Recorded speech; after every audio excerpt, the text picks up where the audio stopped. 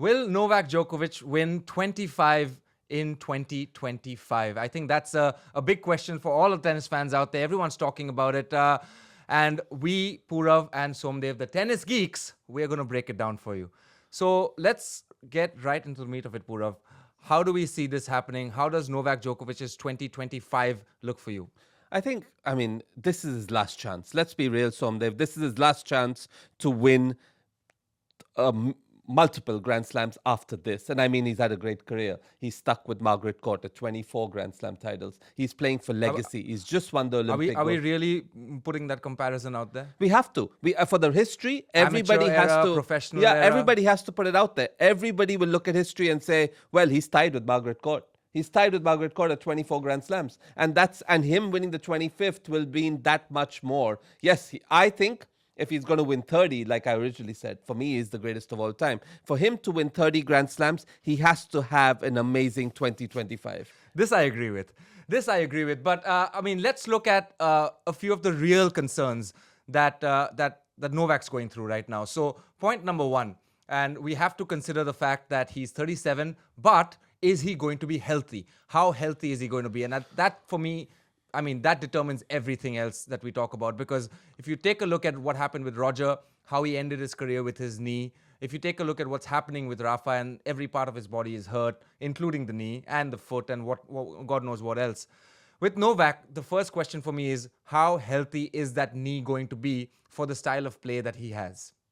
Yeah, I agree. And Right. I think the answer is that he is determined, or he is known to be the fittest guy out there. He's known to have an oxygen chamber. He's known to be gluten-free. He's known to be vegan. He's known to do all the right things, travel with the cook. He's always maintained that extra step. When tennis didn't see it, he's gone that extra step further to keep his body at his best. And is he more fit than he was when he was 34? No, he's probably not more fit. But is he less fit though? Is he still able to do the same thing? Is he fit enough? Yes, he is fit enough. Yes. He showed that at the Olympics. He's fit enough to win 25 Grand Slams. He's fit enough to win 30 Grand Slams, in my opinion. But we are all clear that 2025 has to be the year he does it.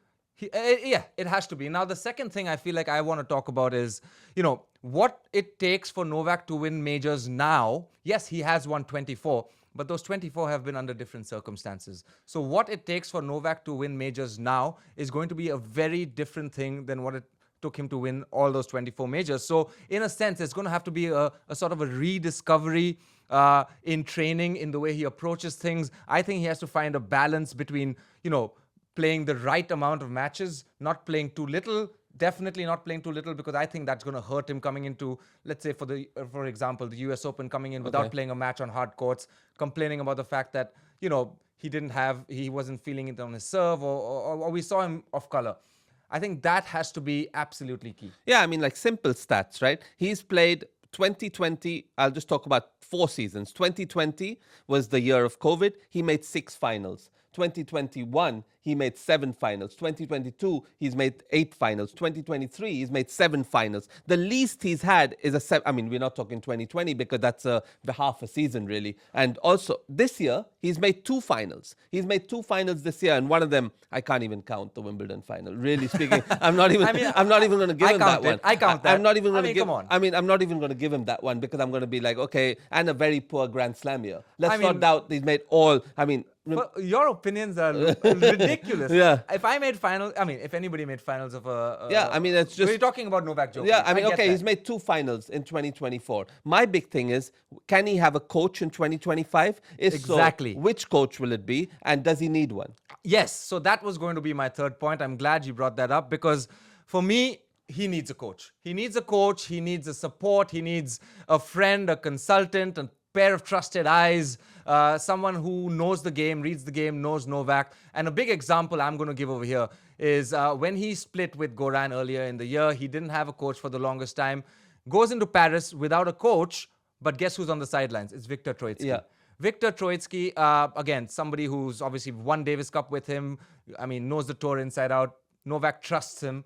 And somebody from Eastern Europe. Let's just say Viktor Troicki. Yeah, Viktor Troicki is fine. It's somebody the from perfect Eastern example. Europe. I would even say anybody from that area. It could be Ivo Karlovic. It could be anyone. The reason also we say Eastern Europe is because the reason he liked working with Goran is because of that Balkan connection. And the mentality of the Eastern Europe is hard. It's cold. It's tough to be in. He's hard. He's cold. He's the hardest competitor out there. He's the toughest guy in the world right now. Probably the best athlete the world has ever seen. And that's why we say it's very important he has a like-minded person in his team. And Goran And someone was he the trusts. perfect. And Goran was the perfect guy until it lasted. But I do feel like moving Marian forward... Vaide was the perfect guy. At that time. Yeah. At that point of time. Also Eastern Europe. So now, I mean, you know, I just feel like Viktor Troicki is the right character for him because I don't see anybody else that actually There's Troicki, that's Stepcerovic. There's so many guys who've just retired. It can even be a friend like Krajinovic,